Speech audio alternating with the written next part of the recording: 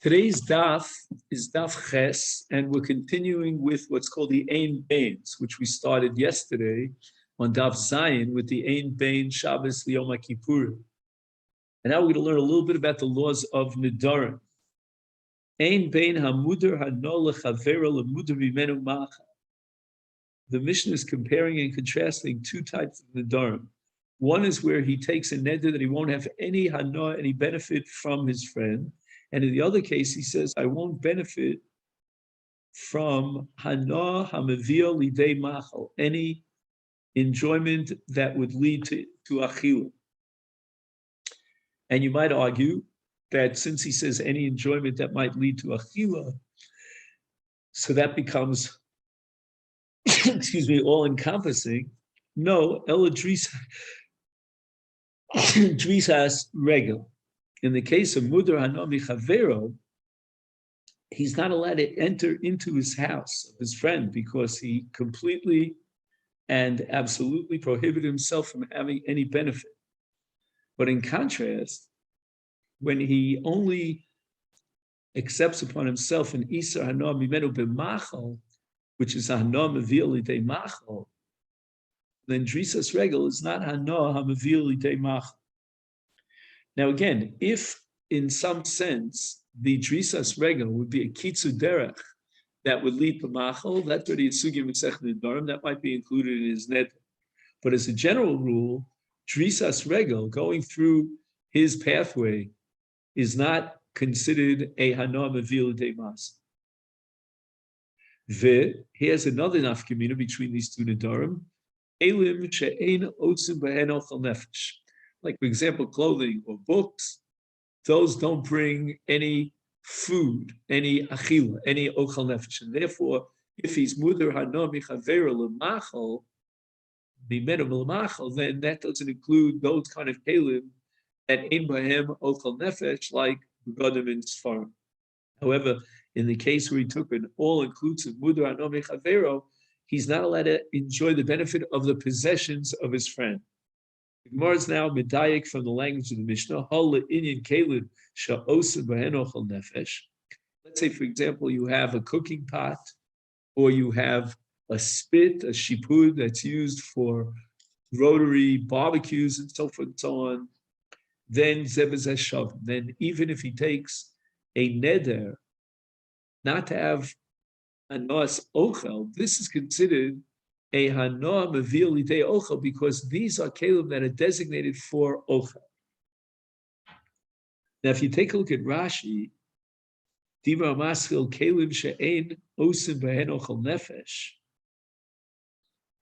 Rashi says that these are kelim which we said before, like sfarim, begadim, which have no connection to ochel nefesh, but says Rashi, let's limit that. It could be that in a broader sense, even kelim she'ein otzim b'hem ochel nefesh might come under the isur neder of machal. And why is that so? It depends whether it's a makom she'ein maskirin kiyotzi bo or maskirin kiyotzi bo. Rashi says that if it's b'makom she'maskirin kiyotzi b'hen, these kind of kelim, even though they're not designated for food, but they could be rented out. And in those places you rent out those kelim, that makes it into a hana shel machal. Why is that? Because he's saving himself money if he benefits from these kelim from his friend bechinam without paying for it. Normally, it's got a price tag to it. You rent it out, you pay a rental fee for it. Like, for example, let's say you rent somebody's skates, then you get money for that, and those are rented out in that particular place. Now he's giving it to you for free, gratis. You save that money, and that money, which is a shava pruta, is considered hanas machal. Why? Because he could take that pruta and he could buy food in the grocery store. So that would be us. The Mishnah says that the nafkamina, the difference between mudar hana mechavero as a general all-inclusive neder and machal is drisas regel. So the Gemara asks the following question: Holo kapti inshi. People are not makbid on those who walk through their reshus. As long as they're not doing any damages, it's they don't lose anything by it. And therefore, the Gemara wants to say that even in the case of Mudar Hana, it's not considered I'm giving you a Hana if no one would even bother with that, one way or the other. No one would be mocked and prevent you from going between regular. So what Hana did I give you? Amarava Harabi Eliezer. Hamani, our Mishnah reflects the of Rabbi Eliezer, the Omar. His opinion is, this is his principle, Rabbi Eliezer, Vitur Osur B'Mudar Hana. Even something that's a double mu'ah, it's very insignificant, but people would always be mavater and give it over to you. You could benefit from it.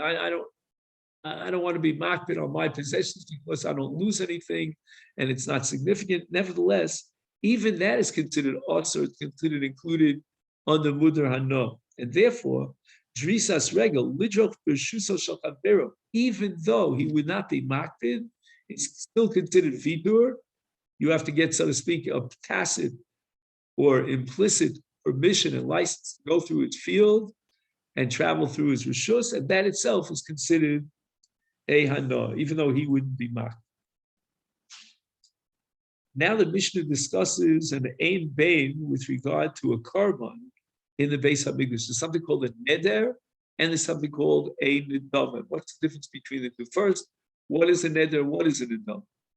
A neder is when a person says, Harei alai, I take it upon myself to bring a karban, this karban, that karban shabbat and nidava. But he doesn't specify an animal. He doesn't go through a Maisa HaKadosh. Whereas in the case of nidava, Harei zu, he points to a certain animal. He says, this I will bring on the Mizbeach. Ein bein nidarim l'nidavas elach hanidarim chai b'achar yutzon u'nidavos eino chai b'achar. So what happens in an event that the animal gets lost? If he had designated that specific animal, that's called a nidava, harei zu, then he's only obligated to bring this animal, Elsie the cow, as a karban on the Mizbeach. In the event that Elsie the cow flew the coop and she's lost, he is relieved of his obligation. He has no achrayus, no responsibility. He doesn't have to replace that animal with another one. But in the case of a neder, where it's a chovas gavra, it's not a specific animal that was specified and designated for the Mizbeach, then if he goes ahead and he was mafresh one animal, that got lost, he has to replace it with another animal. That's called achrayus. The Gemara is now medayek from the language of the Mishnah, ein bain, that other nafkaminas are inapplicable. For example, what about Bal Tiacher? A person takes a neder and a dava. Does he have a limited time period within which he has to fulfill the neder and the dava? And in event that he doesn't step up to the plate and fulfill his neder and the dava, his pledge within a certain amount of time, he violates a lav d'oraisa of Bal Tiacher. And in this case, the Itzer Bal Tiacher applies equally to both neder and nidava. And just like in the case of a neder, when a person takes upon himself a chovas gavra, he will violate the Itzer Bal Tiacher if he delays, he dilly-dallies, and he's not mafresh and carbon and bring it. So too, a person who did a nidava, harei zu, specifying one particular animal, then if he delays and dilly-dallies, and he doesn't bring that animal to the Mizbeach, he violates Bal Tiacher. And the Rambam codifies the halacha of Bal Tiacher in Hilchos Maisa Karbanos in Perik Yud Daled. Echad Nidarim Unidavos Mitzvus Aseh Min HaTorah Yomi Hakol Beregel Shepaga Bo Tchila. On the first regel, that's the first occasion when he comes up to the Beis Hamikdash, we expect him to fulfill his pledge, whether it's a neder and a dava, and that's a mitzvah saseh. Ubasa shama, the Rambam quotes a pasuk in Re'eh Vaveisam shama. So when he comes up for the chag, for the regel, he has to bring his carbon. If he doesn't bring so, he's mevatel mitzvah saseh. However, as far as the lotas have lotiach l'tal, the shama, the Rambam says we give him shalosh regolim. We give him up to 3 regolim. And if within a period of time of 3 regolim, he had 3 opportunities and occasions to bring his carbon, he didn't do so, then he violates the lav of Bal Tiacher, l'shalom. And that applies even to an Nadav, even though the Torah opens up the parsha of Bal Tiacher with the words Kisidar Neder, but nevertheless we have a ribui which is derived in the Gemara Rosh Hashanah Daf Hey to include even a Nadav. So even a Nadava is included under Bal Tiacher. This leads us to the Gemara in Masechet Kinim. Actually, our Gemara quotes the Mishnah in Kinim. Nan Hasam, we learned in the first parak of Kinim, Ezu Neder Homer Harei Olayola, Ezu Nedava Haromer Harei Zo Ola. Ma be Nedarim Nedavos, Nedarim Besu O Mignevu Ovdu Chai Bachri Yusam. In the case of a Neder, which, as we said before, is an abstract Ovas Gavra without specifying this particular animal, then he's Chai Bachrayus. And in event that he was mafresh an animal and it died, or it was stolen or lost, he's got to replace. But the doubles, since he specified and limited his obligation to this particular animal, therefore, Mesa Nignuv do Ein Chai Bachrayus. He doesn't have to. Minani Mili. How do we know about this distinct? What's the source of this distinction in a neder and a dove as far as Chai Bachrayus is concerned? The Tanur Rabbanan, we learned in the price. It says with regard to Olas Nedava, beginning of the Sefer Yikra, V'samach Yado Rosh Haolah, V'nirtza Lo L'chaper Olav. Emphasize the word Olav. And that is an extra word superfluous. Rabbi Shimon Omer, Es Olav, Chayev B'achri Yusov, V'eshe Eno Olav, Eno Chayev Le B'achri Yusov. In other words, the Torah says, V'nirtza lo l'chaper. Nirtza lo l'chaper means that he's not going to get ritui for his neder and kapara until such time that he brings the karma. And if the animal died or was stolen before he was miskaper, before he brought on the mizbeach, then there's no ritu. And he's going to have to fulfill his neder by replacing it with a different animal. Now the word olav, which is superfluous, it's redundant, we're going to derive from it that this din of chayav achrusa only applies to olav. Olav means in the case where he took a neder olav. Olav is a chovas gav, but not neder. Ashma Omer Yitzchak Aravdimi. What do you see in the pasuk olav? Keva diomar harei ola. He took it upon himself without specifying the animal. Keman detoin akatfei dam. It's as if he put the carbon on his shoulders, which means he has an absolute achrayus to fulfill his burden, his accepted harei ola neder, until he's miskaper. Now, the Mishnah of Ein Bain, and we're talking about two types of a zav. One is a zav that saw shteriyas, the other is a full-fledged zav who saw 3 riyos. Let's just give a little bit of a background to this Mishnah. And this is based on the Meiri. There's something called ziva, which is shifras zera hazava me'leha. And the Gemara Nida on Daf Lamed Hey differentiates with simonim to recognize the difference between ziva and shifras zera. A person sees a re'iyah of zov 3 times. He becomes a zov gamur, meaning not only does he have tumas ziva, and we'll see what tumas ziva entails, plus he's chayav a carbon. However, if he saw, and by the way, when we say 3 re'iyos as a zav, it could be that he saw them on one day, or he saw them over the course of 2 days, or 3 consecutive days. As long as there was no hefsek yom, 1 full day to separate any of the 3 zivos. So those are 3 re'iyos. Now, if he only had 2 re'iyos, then even though he's a full-fledged zav, but as far as carbon is concerned, we'll see how in our Mishnah, he's not chayav a carbon. The zav is chayav a carbon. Now, if he sees 1 re'iyah of ziva, he's not yet a zav at all, but rather he's a balkari. He's talking what's called tumas erev, but once he sees a 2nd re'iyah, he's a zav, whether again he saw it on that day or the next day, and he has tumas ziva, and he's metame, mishkav, moshav, vehesed. He's got to count now Zayin Nikiyim, and he doesn't have to bring a carbon. He only saw 2 re'iyos, and after the Zayin Nikiyim, he's tovel during the day, and once the sun sets, he is tar. It means he is allowed to enter into the Mikdash. He's allowed to eat kach. Now, if he sees a 3rd re'iyah, whether it be on the 1st day, the 2nd day, or the 3rd day, he becomes a zav even for a chiyuv carbon, and then he's what, if he goes to mikveh after Zayin Nikiyim, that night, after Erev Shemesh, he's called Mechusa Kapara. He has not yet brought his carbon, therefore he's not allowed to enter the Mikdash, and he's not allowed to eat from kach. So we're going to have to wait until Yom HaShmini, till the 8th day of his Tara, when he brings his carbon, and then, and only then, can he enter into the Mikdash and eat kach. The Mishnah says, Ein bein zav harosh te re'iyos lerosh shalosh ella carbon.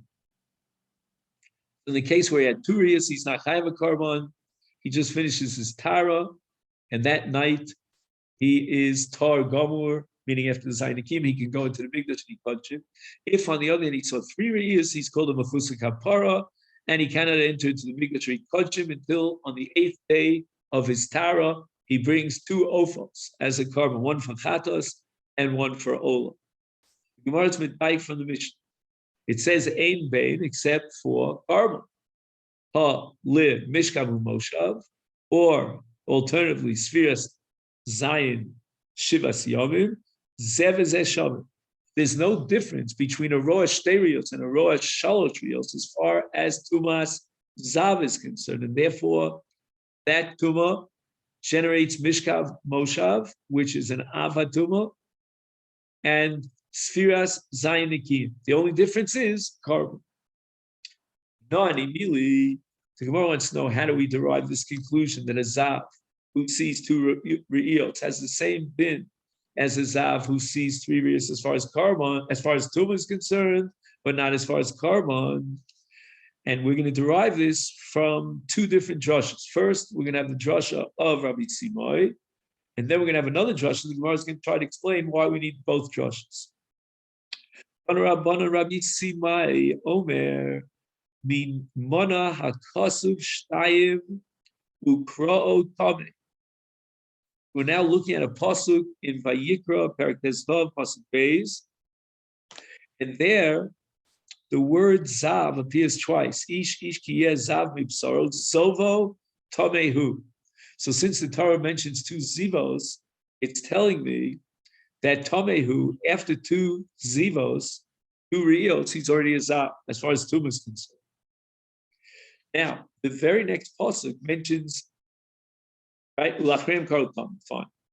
Then shalosh ukra'o tameh. In other words, it says bizos tia tum also bizovo, etc., etc. And that pasuk, which leads up and culminates with a carbon, mentions ziva 3 times. Number 1, zos tia tum also bizovo. Number 2, rar bisaro es zovo. And number 3, ohichtim bisaro mizovo. And then he's chayav a carbon. That's already 3 zivos, 3 re'iyos. So the bottom line is, says Rav Simoy, shtayim lituma, shalosh likarbon. So once he has 2 re'iyos, it's tamehu. He has all the din of tumah, mishkav moshav, and he requires zayin nikiyim. But shalosh, then he becomes a zav gamur even as far as carbon is concerned. And now the Gemara is going to ask a number of questions. Number 1, the Amar, why can't we suggest a different kind of derivation? That shtayim l'tuma below the carbon, shalosh l'carbon below the tuma. Maybe tuma and carbon are 2 opposite halves, and either you have one without the other, or the other without the first one. And that would mean that in the case of shtei re'iyos, he is tameh without a carbon. In the case of shalosh re'iyos, he's got a carbon without tuma. So the Gemara completely rejects this. Amrid ad shalo ra shalosh ra shtayim. Once he saw his second re'iyah, he's already Tomei b'tumah chamura shel zav, after 2 re'iyos. So how are you going to be mafkia? You're going to remove that status of tomei of a zav when he sees his 3rd re'iyah? That's impossible. So the Gemara now goes back and clarifies. The Amar, maybe we could say the following. Again, if you want to be argumentative and reject and argue against this drasha, Nayim lekarba v'lo l'tuma shalosh af l'tuma. Perhaps the din of a zav with 2 re'iyos is that he brings a carbon. He's not tomei. He only has the status of Valkyrie. But if he sees 3 re'iyos, then he's not only chayiv a carbon, but he's also tomei. So the Gemara now is raising the possibility that you could have a chayiv carbon without a tumas zav. Where it says lo salkadaita. We have to reject it. And now the Gemara is going to introduce a brisa with its own drasha. And this drasha is called mizova. So we might want to underline the word mizova. The sanya of the chiper olav hakohen lifnei Hashem mizova. What is mizova? It means like part of his ziva. And we darshan it to mean miktsas zavin meviyim karbon or miktsas zavin ein meviyim karbon. This mem of mizovo, which indicates miktsas, is telling you that amongst the categories of zav, of zavin, there's someone who's only miktsas zav, and it's someone who's a full-fledged zav. A miktsas zav will not bring a carbon, so he comes under miktsas zavin she'ein meviyim carbon. And then there, the other miktsas, the balance of zavin, they are full-fledged zavin, they will bring a carbon. How do you interpret this? 2 categories of miktsas zavin and full-fledged zavin as far as carbon is concerned. So the answer is Rosh Shalosh, maybe carbon. Shtayim Eino Mevi. So again, the Gemara, this is part of the brisa, argues against it. Oh, Eino, maybe that's not how we should darshan it, but rather Ella, Rosh Shtayim, maybe carbon. But Rosh Shalosh, Eino Mevi. Again, that logic that the 3rd re'iyah of Zav somehow diminishes his status, lowers his status as Zav. So Gemara says, Amrit, that's impossible to say that. Hachalo Rosh Shalosh, Rosh Shtayim. He already was chayiv in a carbon after the 2nd re'iyah, and now you're going to tell me that because he saw a 3rd re'iyah, mafkia is chayiv carbon. That can't be. And now the Gemara wants to know, why do we need both Rav Simoy, his drasha, as well as the drasha of Mizova? So we had let's just review. We had the drasha of Rabbi Simoy that Mima Shekos of Shtayim, right? We had one pasuk where the Ziva appears twice, and it says Tamehu. Then we had a different pasuk where Ziva appeared 3 times, and you're chayiv a carbon. Before that should be enough. But yet the Gemara has another drasha for the price of Mizovo, that there's miktsas zavim meviyim carbon, miktsas zavim she'ein meviyim carbon. Why do we need the 2 drashas? And the Gemara says, Itzrich Mizovo v'Itzrich the Rabbi Simoy. And he says the following. Rav Simoy, if we only had the drasha of Rav Simoy, that the Torah counts Zav twice, and then in another pasuk 3 times. We could argue, like the question that we asked earlier, that the distinction between a Zav who sees 2 riyas and that Zav who sees riyas is only as far as Tumah is concerned. Has nothing to do with carbon. Kamash Malon. Now we need the drasha of the brisa, the 2nd brisa, Mizova. That Mizova we see clearly that they are differentiated, they're distinguished as far as carbon is concerned. Because it says, V'chiper olav hakohen lifnei Hashem Mizovo. That's a reference to the karbanos of a zav. And the word Mizovo sets up these 2 categories. Now, once you have Mizovo setting up these 2 categories, then you should l'chora know already the final conclusion that 2 re'iyos is without a carbon, it's just tuma, and 3 is with a carbon. So Gemara answers, if we only had the drasha mizova lo yadana kama re'iyos, right? We didn't count up how many re'iyos. We know that there are 2 categories. There's mizova, there's mikzas, and there's a full-fledged zav. But what are the re'iyos? The number of re'iyos that generate these 2 respective categories. That's the significance and the derivation of Rav Simoy from the fact that we count up re'iyos. How many times the word zav appear in the pasuk? Gemara says, once you've set up this drasha to derive that mixas zav and bring a carbon, is then what do we do with another pasuk? What does it teach us in the pasuk? V'chiyatar hazav mizovo, my dorashbe. I mean, what new halacha is the Torah adding with v'chiyatar hazav mizovo? You've already said that in the process of purification, there's one category of zav that requires a carbon, one that doesn't. So what new dinim are you deriving from ki yitar hazav mizovo? And the Gemara answers, Ahumi boy lelichet asan. The word mizovo is needed for a drasha in a brisa. The brisa derives from a pasuk, from its pasuk of mizovo, 3 dinim in zav. Number 1, v'chiyitar hazav.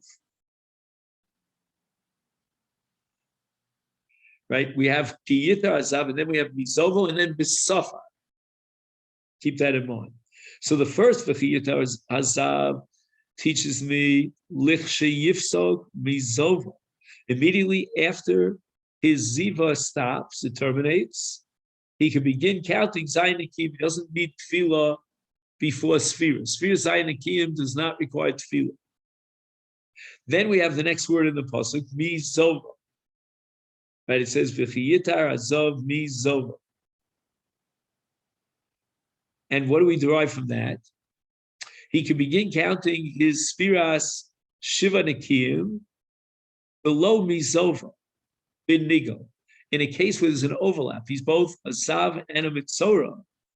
He has now stopped seeing ziva. He has not yet healed himself from the neged saras.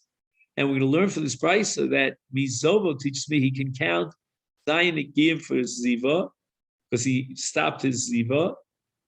And later on, when he'll heal himself from his tsaras, he'll immediately go to tefillah, and that would be the first tefillah of the mitzvah. That tefillah will kill 2 birds with 1 stone. That tefillah will work and purify himself even from tumah ziva. But once he's mitar himself from the tumah chamur of zav, where you have a tumah mishkav moshav, then he will begin counting zayin akiyim, an additional zayin akiyim, for the tara of negat saras. So now he has another zayin akiyim at the end of his taras, and then he does what's called giluach sa'aro, and he has another tefillah, goes into the mikvah, and on the 8th day he'll bring his karbanos, and he'll be allowed to enter into the mikdash and eat kosher. Now the third derivation here is after the word mizovo, immediately says v'safar, which means v'safar lo shivas nekiyim yomim l'taraso limed al azav bal shtei re'ir sheton spiras shiva. The word mizovo, which implies even mixas zovo, because mi is always mixas, teaches me that a bal shtei re'iyos, who's not even a carbon for ziva, but nevertheless, he requires zayin akim.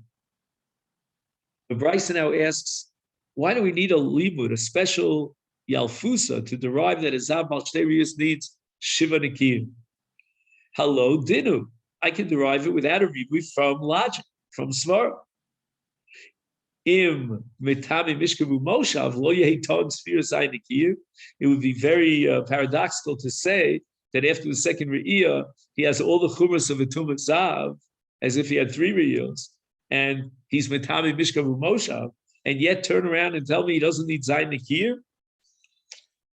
That is an impossible position. So the Bryce again, let's just review, is trying to determine why is it that I need a special limud to establish that a Zav Baal Shtei Re'iyos has to count Zayin Nikiyim. That seems obvious. If he has the full brunt of Tumah, with the exception of Carbon, he should certainly require Zayin Nikiyim.